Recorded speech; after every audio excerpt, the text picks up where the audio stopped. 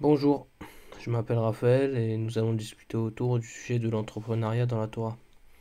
Je tiens tout d'abord à remercier Arié et le féliciter chaleureusement pour son engagement, semaine après semaine, à nous délivrer des cours sur la paracha.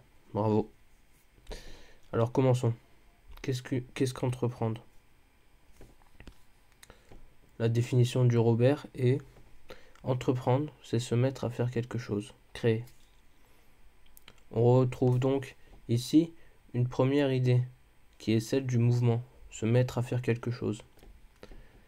Rav Yechiel Ben Chetrit, dans son livre Une invitation à être, évoque une idée intéressante à partir d'un verset de la Torah. Proverbe 24-30. Je suis passé devant le champ d'un paresseux, ce champ était rempli de mauvaises herbes. En effet, les choses inutiles viennent sans aucun effort. Cela nous apprend que le mouvement est essentiel non seulement pour conserver son champ intact, son patrimoine, mais est essentiel pour ne pas le perdre. Le mouvement est donc essentiel car il est tout d'abord vital, mais aussi entraînant. Plus il est fort, plus il est difficile d'être stoppé. De même dans un projet entrepreneurial, le mouvement le fait grandir. Si le projet est plus grand que la personne, c'est lui qui transporte la personne et supprime les obstacles.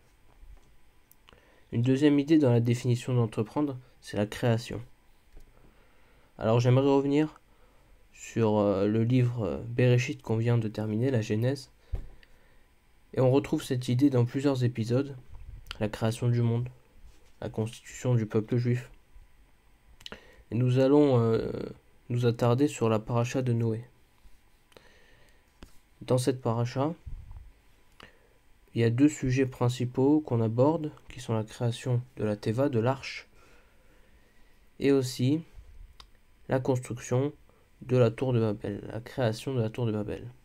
On peut premièrement s'interroger sur la disposition de ces deux sujets, l'un après l'autre. On sait que la Torah ne suit pas forcément de chronologie, et si ces deux sujets sont juxtaposés, c'est qu'il y a une leçon à tirer. Noé a construit l'arche pendant 120 ans, sous les feux des critiques, sans aucun répit. Il craignait Dieu et a compris que le but demandé par Dieu dans cette création était bon. La tour de Babel, quant à elle, a été construite dans l'unité et la fraternité, mais dans un but mauvais. Comme il est écrit dans Noé 11:4, « Allons, construisons-nous une ville et une tour avec son sommet dans les cieux, et faisons-nous un nom. Faisons-nous un nom. » La gloire. C'est donc ici qu'on retrouve un enseignement. Les deux sujets nous apprennent que le but de tout projet doit être bon et en accord avec nos convictions juives. L'humilité et la crainte de Dieu sont essentielles.